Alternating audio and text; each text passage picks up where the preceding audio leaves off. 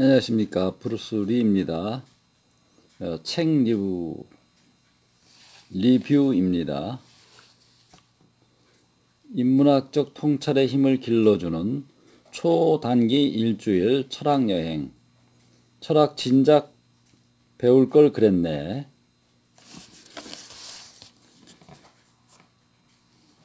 저자 장즈하오, 오혜원, 옹김. 지은이 소개입니다. 장즈하오 대만 국립중정대학 철학과 경제학과를 졸업하였으며 현재 중정대학 철학연구소에서 주로 정치철학, 응용논리학을 연구 중이다. 오혜원, 엄기니 소개입니다. 오혜원 공주대학교 중문학과를 졸업하고 중문학 박사를 수료했다. 보존번역교육원 전문과정에 재학 중이며 천안 공주대학교에서 중국어를 강의하고 있다. 출판사는 베이직 북스입니다. 자, 탐구 방법, 철학의 탐구 방법에 대해서 알아보도록 하겠습니다. 연역 논증과 기납 논증. 철학적 사고는 이성을 기초로 하고 철학 연구는 토론에 중점을 둔다. 토론을 중시하는 학문에 가장 중요한 요소가 있는데 바로 토론의 내용을 다른 사람이 이해할 수 있어야 한다는 것이다. 이 때문에 다른 사람과 철학 문제를 토론하려면 그 사람이 확실히 이해할 수 있도록 내가 지금 무슨 말을 하고 있는지, 나의 말이 무슨 의미인지, 또 어떤 관점을 기반으로 이 전제를 세웠는지, 어떤 추론 기법으로 결론을 이끌어냈는지를 분명하게 말해야 한다. 그래서 훌륭한 토론이 되려면 무엇보다 토론자들이 뛰어난 언어 구사 능력을 갖춰야 한다. 그리고 철학 토론에서 바로 이러한 능력이 최대한 발휘되어야 한다. 아리스토텔레스는 인간은 이성적 동물이라고 했다. 아마도 인간이 이성적이어야 철학 이론과 철학 방법을 발전시킬 수 있기 때문일 것이다.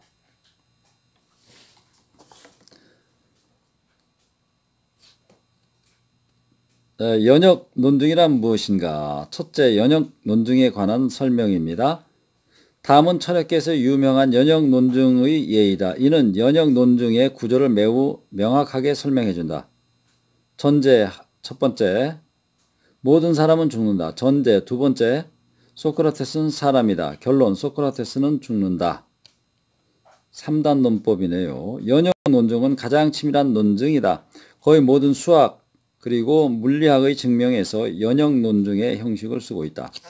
타당한 연역 논증 중에서 먼저 전제가 참일 경우 합당한 논리 추론을 거치면 참된 결론을 얻을 수 있다. 즉 전제와 결론 사이에는 필연적인 연결고리가 있기 때문에 위의 예에는 참된 결론을 얻은 것이다.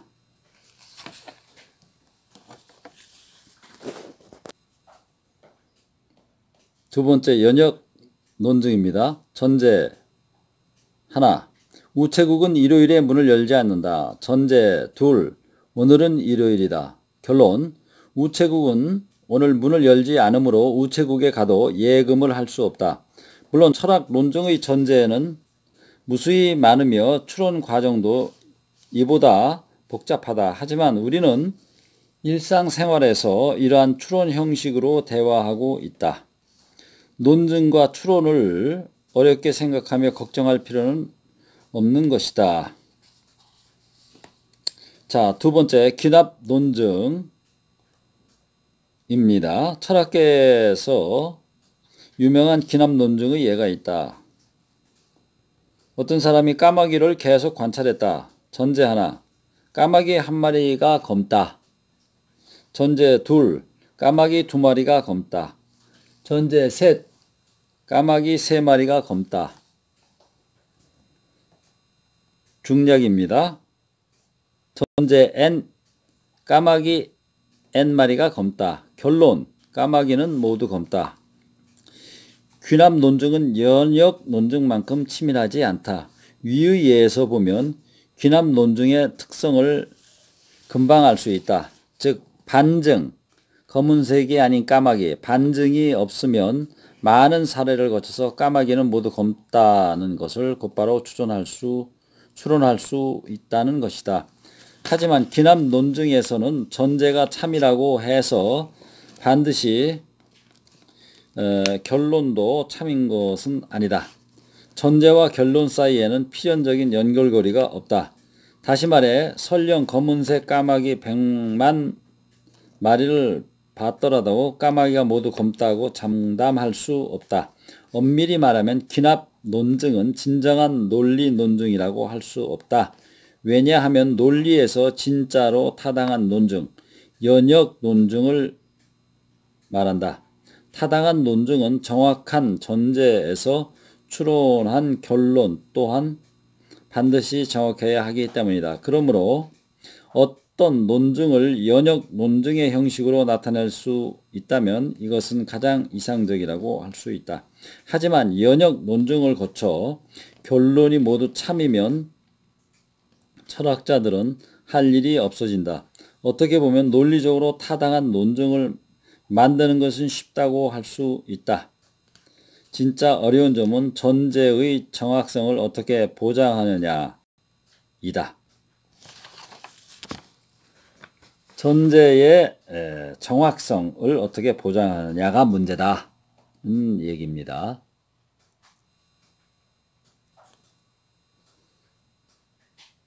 다음 주제입니다. 서양 철학의 3대 기본 문제, 형이상학, 지식론, 윤리학입니다. 모든 학문에는 기초학문이 있다. 경제학을 배우려면 경제학 원리에서 출발하여 전반적인 경제학과 개별적인 경제학을 모두 익혀야 한다.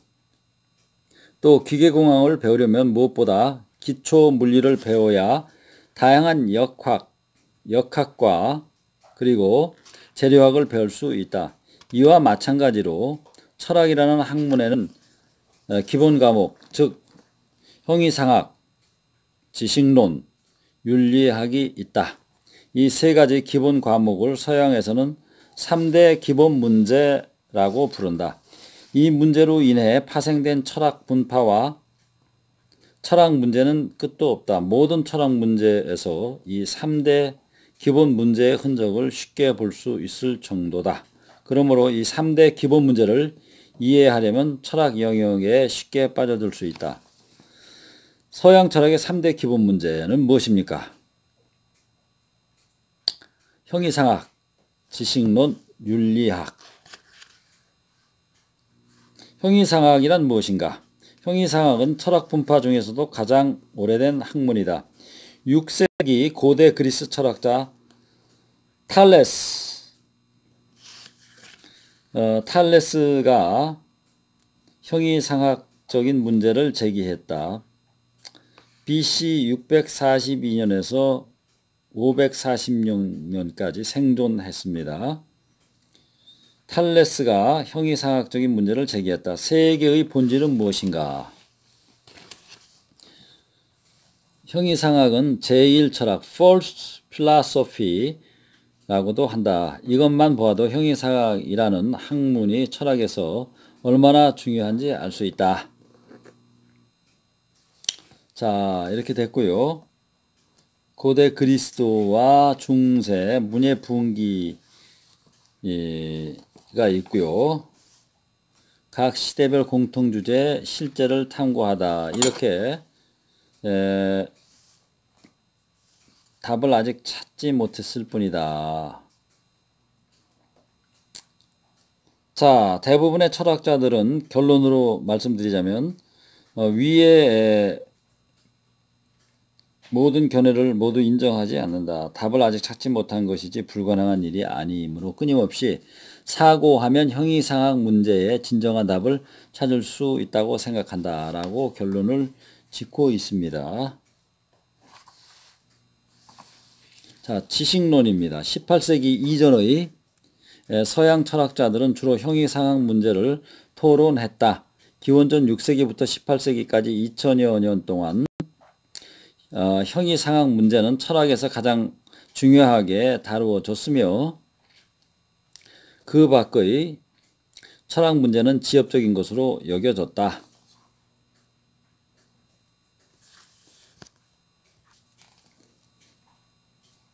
지식의 유형을 두 가지로 보고 있군요. 절차적 지식과 명제적 지식.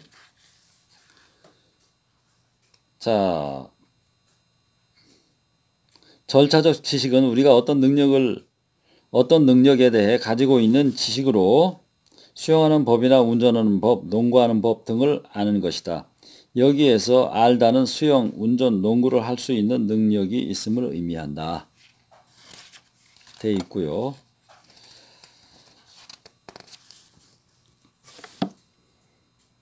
두 가지 중에서 철학자들이 주로 탐구하는 지식 유형은 명제적 지식이다. 왜냐하면 절차적 지식의 유무를 확인한 것은 상대적으로 쉽기 때문이다. 어떤 사람을 물속에 빠뜨리면 이 사람이 수영할 줄 아는지, 즉 절차적 지식이 있는지 금방 알 수 있기 때문이다. 하지만 명제적 지식의 유무를 어떻게 확인할 수 있겠는가? 명제적 지식을 가지려면 이와 관련한 신념이 있어야 하지만 다른 조건도 만족시켜야 한다. 즉 우리는 어떤 사실을 믿는다고 해서 이 사실에 대한 지식까지 갖고 있다고 생각하지 않는다. 예를 들어 철수가 지구는 네모나다고 믿는다고 해서 우리는 철수가 지구는 네모나다에 대한 지식을 갖고 있다고 말하지 않는다. 그렇다면 이제부터 어떻게 해야 명제적 지식을 가질 수 있는가에 대한 문제를 토론해보자. 지식의 조건은 세 가지입니다. 신념, 사실, 증거. 신념, 사실, 증거. 자, 세 번째는 윤리학입니다. 윤리학은 규범에 관한 것이죠. 윤리학의 의무론과 공리주의가 있습니다. 감사합니다. 지금까지 브루스 리였습니다.